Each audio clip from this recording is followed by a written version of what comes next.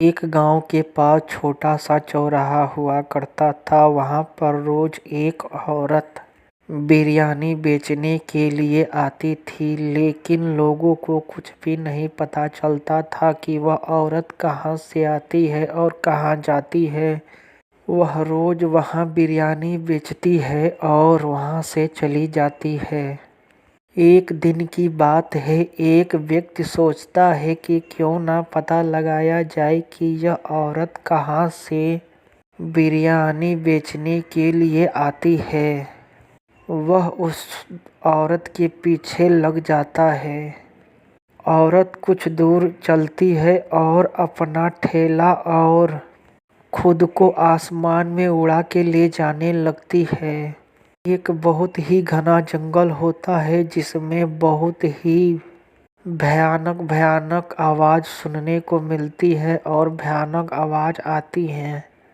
वह व्यक्ति उसे उड़ता देख करके अपना होश खो बैठता है और वहां से बहुत ही दूर भाग खड़ा होता है और भागते हुए अपने घर चला आता है। धीरे धीरे करके कुछ दिन बीत जाते हैं। फिर एक दिन उसके मन में कुछ आता है और सोचता है कि इस बार क्यों ना पता ही लगा कर रहा जाए कि वह कहाँ से आती है।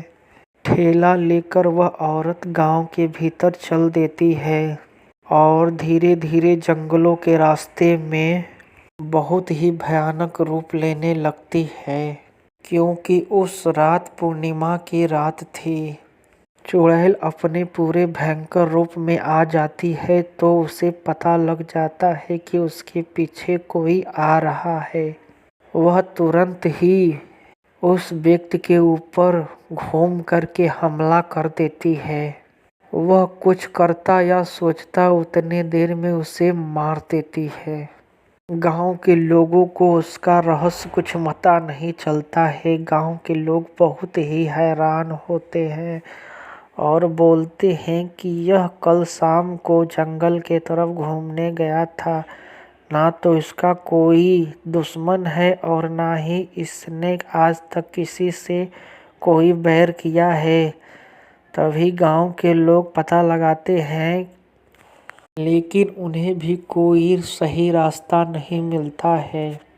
वह चुड़ैल रोज अपने सही टाइम पर बिरयानी बेचने आती थी और अपने समय से चली जाती थी। लोग सोचते थे कि उसका मौत एक हादसा था, हो सकता हो कहीं से गिर गया हो या चोट लग गई हो। सब लोग शांत हो जाते हैं।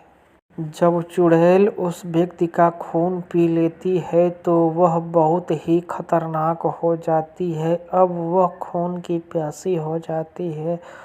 वह लोगों को मारने के लिए खोजने लगती है। एक दिन की बात है, वह अपना शिकार अमावस्या की रात को खोज ही रही थी। तभी उसके सामने एक बहुत ही अच्छी और खूबसूरत गाय दिखाई देती है। वह उस गाय को मारने को सोचती है, लेकिन उस गाय के ऊपर माता लक्ष्मी का वास होता है। गाय को मारने का प्रयास करती है, तभी माता लक्ष्मी प्रकट हो जाती हैं और उसे सुधरने का नसीहत देती है। लेकिन वह अपने शक्तियों के मद में इतना पागल होती है कि वह बार बार गाय को मारने जाती है। तब माता लक्ष्मी उसे अपने शक्तियों में जकड़ के उसे धरती में दबा देती है और उसे हमेशा हमेशा के लिए चुड़ैल योनि से मुक्त कर देती है।